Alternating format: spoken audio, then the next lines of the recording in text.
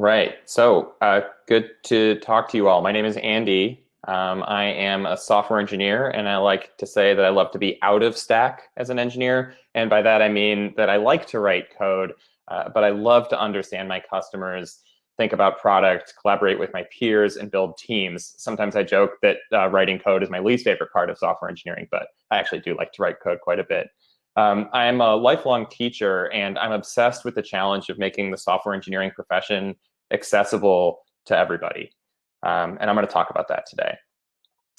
So just to set the scene here, the software world has changed rapidly and dramatically, from a scientific and academic pursuit to a central pillar of our society that touches all of our lives broadly and deeply. And we need a lot of software engineers to support that. And I think of the software engineering profession like kind of an awkward teenager that's grown up too fast and still has not like figured out how to exist in its new and large and powerful body. We are struggling to adapt from these academic and scientific roots. And you can really see the evidence of this in our job descriptions, where we often say things like a CS degree is preferred or required. And in our talent pipelines, where they're filled with folks from prestigious universities, in our interview process as well, where we're constantly focusing on these theoretical problems, and we haven't yet figured out how to like do a practical interview in a scalable way. This failure to adapt causes problems, and they're really summarized by the problem that the software engineers are in short supply, and that existing supply of software engineers is not diverse. And the painful symptoms of these problems are that software engineers are extremely expensive, and that a long period of time of that can lead to software engineers that can be entitled or selfish. And it leads to short average tenure among software engineers, where you have engineers, because they're in such high demand, always tempted to look for that next role, that next salary, or that next equity in a new company. And we're starting to understand more and more about how this leads to worse products, particularly lack of diversity leads us to build products that don't appropriately serve the communities that we like to serve. And we're relying right now on academic institutions to fix this problem. That's very like untech-like of us to sit idly by and just wait for a slow-moving entity like academic institutions to fix the problem for us. And so that's what I'm going to talk about today is how we can fix this problem ourselves. And I'm going to propose a solution to this problem that's not exactly far-fetched. I think we should simply figure out how to teach more people how to be software engineers. And that's what I'll be going over, specifically leveraging teaching to build software engineering teams. So I'll start by talking about why teaching is a viable solution. I'll then get into some of the benefits of creating a teaching-focused team. And finally, I'll get into some practical strategies for bringing teaching to your team. Why is teaching a viable solution? Or put another way, isn't teaching really hard and time-consuming? And yeah, it totally is, but I'll argue that it's not as time-consuming as you might think, and that the benefits significantly outweigh the cost. So the first piece of this puzzle, and why now is teaching becoming a viable solution, is that the skills required to build quality software have changed a lot thanks to maturing tools and frameworks on the front end and the back end and all across the stack. The technical barrier to building quality software is way lower than it was 10 years ago. And in a nutshell, you don't need to know how to allocate memory or build and maintain a server anymore to develop and deploy a quality application that scales to a lot of users. The second reason why teaching is really viable is that learning how to be a successful software engineer, there's a lot of self-directed learning options that are out there. And it's not that you can learn entirely on your own using self-directed learning, but the abundance of these options make it so that a small amount of instructional time can unlock a huge amount of self-directed learning. And on top of that, self-directed learning is actually necessary to learn how to be a software engineer. You can explain to somebody like over and over again how an array works, but until they actually play with it and iterate over it and copy it and append to it and reverse it and sort it and do all these things, like they're not really going to understand that. The final reason that I'll give for why it's viable to do this is that when you look at the actual work that we do as software engineers, the most common tasks that make up the vast majority of our work are actually fairly low complexity and low risk. And some good examples of that are building user interfaces and layouts, writing tests, and integrating third-party services. These are great tasks that somebody can spend a lot of time working on and learning on and making mistakes while they do, and they're not detrimental mistakes. They can be fixed, they can be tested and iterated on in a pretty safe sandbox-like environment, and then ultimately produce something that's useful. So now that I've talked about some of the reasons why teaching is actually more viable than you might have thought, I'm going to now talk about some of the benefits of having a teaching-focused team. So the first set of benefits is around hiring and retaining talent. If you truly buy into this, you'll be in complete control of your talent pipeline because you're offering something that peer companies are not. And this is explained with an example. If you require a computer science degree for an entry-level engineering job, you're going to be competing against every other company out there, and you'll be lucky to get an average new grad engineer on your team.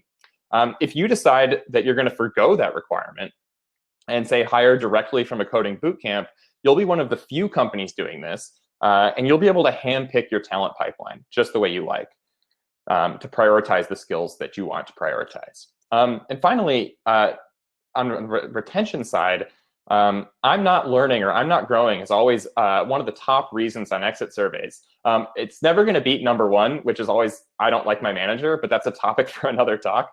But the point is, if you hire with an expectation for growth and you genuinely support that growth, it's going to lead to less turnover. And that's going to be very beneficial for your organization in the long run.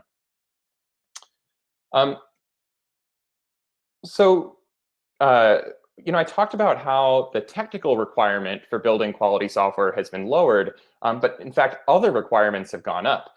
We expect our software to be more specialized, user experience and quality critical, and design is a key differentiator.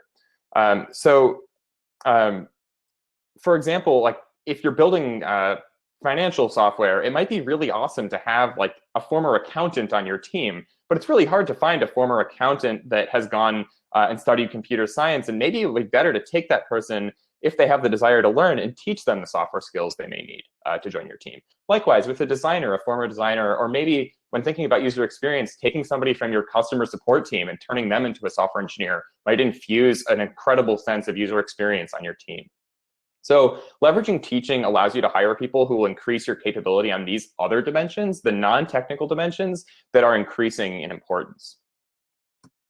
So now I'll talk about some strategies for implementing teaching on your team. It should be pretty practical strategies that you can use. First, some team and culture changes. Implement meaningful mentorship incentives. And the simplest way to do this is to make mentorship a component of career progression. Don't allow engineers on your team to progress past a certain point without dedicating some of their time to teaching their colleagues. I see a lot of companies implement some type of mentor match program, but it shouldn't just stop at a match. Often it just says, hey, this is your mentor. Now go set up a meeting with them. I would encourage you, if you're going to implement a program like this or participate in a program like this, make every mentor match associated with an outcome or a set of outcomes, and don't consider that mentorship relationship successful if the outcome isn't achieved. Finally, when thinking about leadership roles, really prioritize training existing employees. If there's someone within your organization that shows strong potential or has the desire to do this, prioritize training them over hiring an external person. Searching for external talent is incredibly expensive, just in terms of money and time, tens of thousands of dollars. And if you imagine taking all of those resources and pouring them into a person on your team to elevate them and give them the support they need, whether it's a coach or mentor, or internal, external, or send them to a series of courses, it might actually be a better investment. For the hiring process itself, there are changes you can make that will get more candidates in the door that can benefit from teaching. So consider eliminating the teachable skills from job descriptions. For example, specific language and platform requirements. I see so many job descriptions that say something like 5+ years of JavaScript or what have you. And I think that if somebody had just a couple months of JavaScript and the desire to learn more, you may be better off hiring that person. And you may, with these requirements, be dramatically narrowing your talent pool. The same thing with CS degree preferred. Consider removing that and letting somebody's experience speak for themselves, whether they're self-taught or took a boot camp or another route into computer science and software engineering. And when thinking about sourcing for entry-level positions, intentionally consider different options. Coding boot camps are great. They are very selective and rigorous, and they help you choose from a talent pool of folks that have demonstrated themselves to be hard workers and fast learners, and good at taking risks and asking questions, which are great traits to have. And also internal transfers, like I talked about before. It can be amazing to get someone from your data analytics team or from your customer experience team onto your engineering team to infuse a new perspective. Here are some tactics for when you find yourself in the seat of the teacher. Here are some tips for getting great results with minimal time input. I want to talk about minimizing the ratio of instructional time to self-guided time. And I like to think about this as giving frameworks and drawing boundaries. So instead of going line by line through a chunk of code, help a learner sketch out the boundaries. So what I do sometimes is I'll help a learner write comments for every piece of a task or a feature, and I'll have them put these comments in the right place in each file they're going to have to touch. And then I'll let them write the code on their own time. And of course, if they get stuck, they'll come back to me. But I call this giving them a tour of the code and a tour of their feature. And at all times, I'm using the learner's eyes, ears, and hands as extensions of my own. And this forces me to teach them how to fish rather than giving them a fish, using the old analogy. It can be tempting to just say, oh, yeah, the right way to do this is that. But that often doesn't stick. And it's much better to try to really see it through their eyes and use their hands to implement the solution. And finally, this one is super important and fairly surprising. Give really clear guidance on being stuck, like specific guidance, like the number of minutes. So I'll say something like, if 30 minutes go by and you're making no progress, come and talk to me. And this is so powerful because it gives the learner a really clear thing so they never feel embarrassed about coming to you for help. They'll say, hey, you told me 30 minutes and I'm here asking you for help. There are a few common traps and assumptions that people fall into in thinking they may have already created a teaching focused team. Something that a lot of people say is, oh, the manager is responsible for teaching their team. And that's certainly true in part, but managers are often really strapped for time. And I think more importantly, managers have kind of like a special relationship with their reports. And learners don't always feel 100% safe bringing questions to their manager because they have to ask themselves a question. Is it worth asking my manager this question if they might think that I'm needy or if they might think that I'm dumb? And so make sure the teacher is someone who doesn't have direct authority over the learner to create a safe environment. Some people will say engineers will learn through code review. And again, this is true, but it's asynchronous and slow. And if someone has a lot to learn, it's going to be a painful and slow process. It's much better to pair them with a learner that can help them throughout their process than only once they've written code. And if you're going to change your sourcing tactics, don't forget to also change your interview process. I've seen a lot of companies try to take new sources of engineers and try to capitalize on them, for example, boot camps. And they fail to do so because they're using an interview process that's meant for a different population. So if you're changing your sourcing, you have to change your evaluation tactics as well. So that's it. We talked about why teaching is a viable solution, benefits of a teaching-focused team, strategies for implementing teaching on your team. And in software engineering profession has a supply problem. The industry as a whole can fix it by leveraging teaching, but critically, you and your organization, you do not have to wait for the industry to fix it. Your organization can solve this problem for yourself by applying these forward-thinking concepts from this talk. And I want to also emphasize that this is not a new idea. Teaching is like the time-tested way to create the exact kind of skilled worker you need. This was the first way to create skilled workers. Since the dawn of skilled work, you just found a smart and hardworking person in your village and you taught them how to do the thing that you knew how to do. It's incredibly reliable and it's actually pretty efficient too.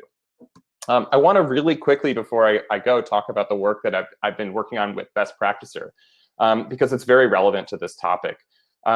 We're working to help companies bring teaching into their organizations. Not all organizations are large enough to do the kind of things that I described in-house, and sometimes they lack the expertise in-house, and they may need an external teacher. And so we have a solution for these companies. We provide the teachers and a customized learning program that mixes one-on-one instruction with a flexible skill maps and curated expert content to fill out a fully customizable curriculum. And so we teach engineers, product managers, engineering and product leaders, and founders. And if you're at all passionate about solving these problems, or if you're looking to break into a new role or accelerate your development or build your confidence, please feel free to talk to me after the talk. And check us out online and follow us on Twitter. And that's it for me. Thanks for listening.